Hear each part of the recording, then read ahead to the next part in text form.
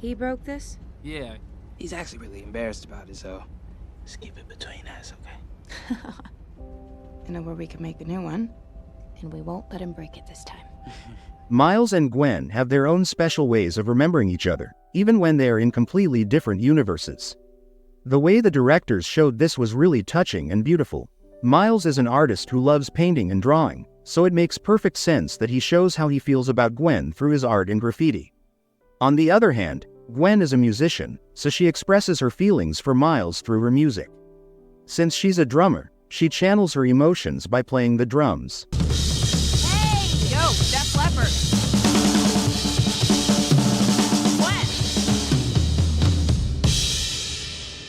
What's really interesting and special about all this is that both of them have something that reminds them of the other person. Gwen, for example, took a photo with Miles in the first movie on her phone. When she traveled to her universe, she turned that photo into a physical Polaroid picture so she could hold something real and tangible. That picture gives her inspiration and comfort whenever things get tough or hard because it helps her remember how Miles makes her feel happy and hopeful. Miles, however, didn't have any pictures of Gwen or anything like that. Instead, he used his creative talent to keep her close in a different way. He drew her many times in his sketchbook. What's amazing is how much detail he put into those drawings. Even though he had only seen her a few times, he was able to capture her perfectly, sometimes drawing her wearing different clothes or in situations that he hadn't actually witnessed. He just imagined what she might look like in those moments. That sketchbook is really important to him. It's his way of holding on to Gwen when they are apart. Even though they live in different universes, they always try to find ways to reconnect with each other. And when they do finally reconnect, it feels like they can truly be themselves. You know, it really is always so great to talk to you. Yeah? Yeah. I mean, how many people can you talk to about this stuff? It's like they were made for each other. The movies really make it clear that these two characters are meant to be together no matter what. They are destined to keep finding each other, even if they're separated by multiple universes. The films hint at this special bond between them, a cosmic connection to be exact. That means no matter how far apart they are, they will somehow always find their way back to one another.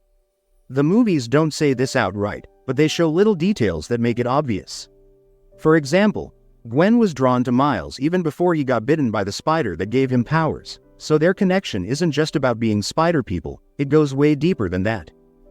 Even if Miles lost his powers, Gwen would still be there for him. She admires him for who he is, just as a person. It's not only about his superhero identity. What do you think? What I always think. You're amazing. One powerful moment in the film shows Miles getting knocked out in another universe, and Gwen actually senses that something's wrong. She knows he's in a completely different universe, not because she figured it out logically, but because her spider sense told her.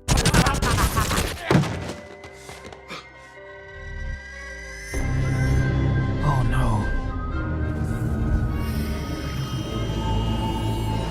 He's in the wrong universe.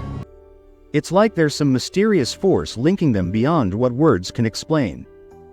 Many say they're soulmates, and I couldn't agree more. That's the only way to describe it.